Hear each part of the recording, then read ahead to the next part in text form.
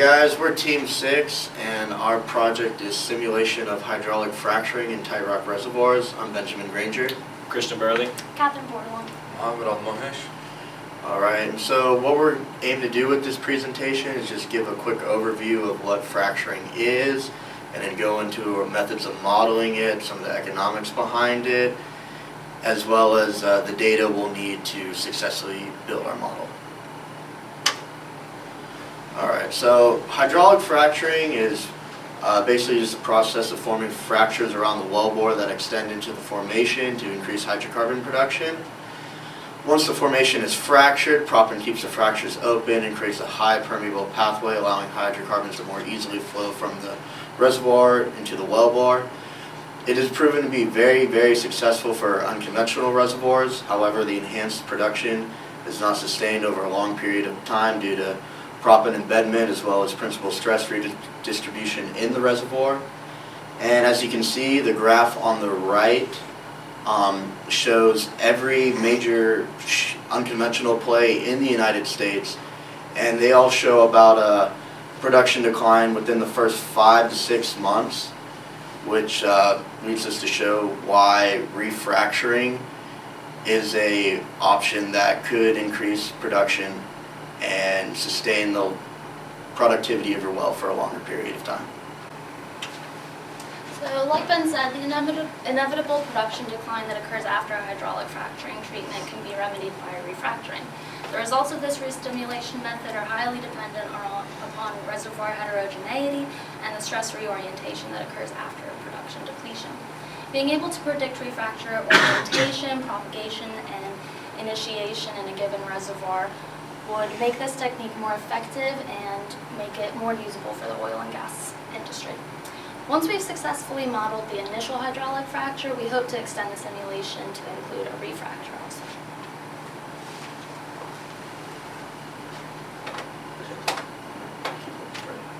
Overview about our economic situation for the oil and gas industry right now. We're having a little bit of crucial time, which are low prices at the oil and gas industry right now, which is kind of a motive for us to invest in a prospective procedure, which is the hydraulic refracturing, of course, by recovering more hydrocarbon, which is more energy sources. Variation as well, dependent on the well properties. By properties, I mean its location and how many stages does it need, whether we have to inject chemicals or not. I mean, by other words, the associated units, whether we have to pay more for it, and an estimation for a completion for the wells in the Permian Bay is ranged from 2.9 million to 5.6 million. So our simulation will be created in Abacus using the extended finite element method and the cohesive zone model. XFEM-based CZM will allow us to model fully coupled pore pressure stress relationships along arbitrary fracture propagation paths. It will also account for reservoir heterogeneity, stress shadows, and any pre-existing or natural fractures. The 3D model will simulate a single stage of hydraulic fracturing treatment and the depletion of the reservoir due to production. As mentioned earlier, we may extend the simulation to refracturing of the reservoir depending on quality of data and computational costs.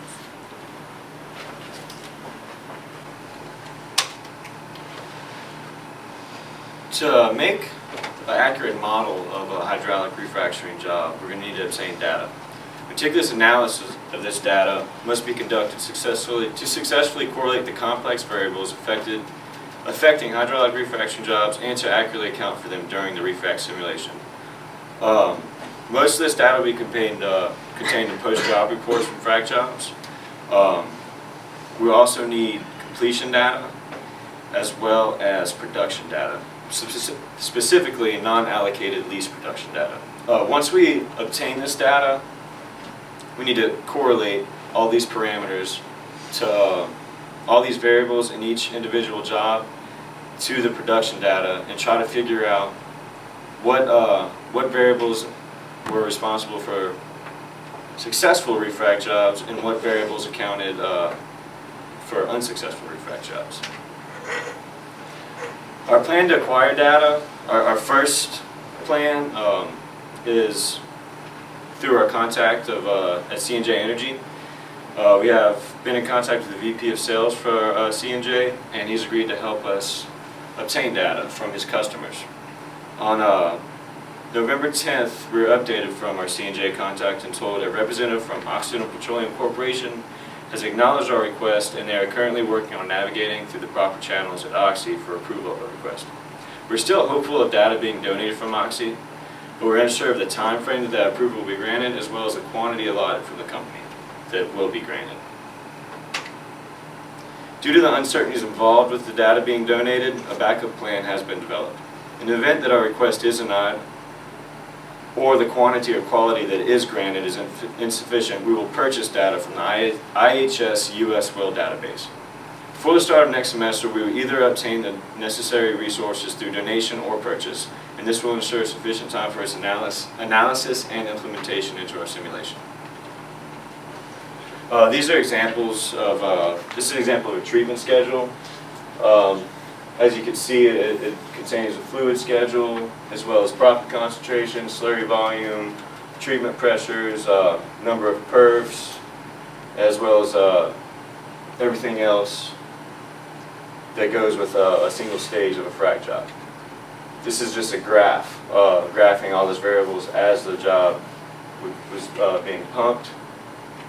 And like I said, all these will be included in post-job reports, and these are the type of variables we need to correlate to the production data that we obtain from these wells. This is just an additive chart. It's kind of the same thing. More variables, the type of chemicals that were pumped downhole. So as a budget request, we will be using the money buying a non-lease allocated data.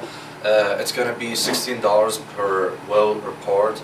The number of reports needed is dependent on the donated data from Occidental Petroleum, but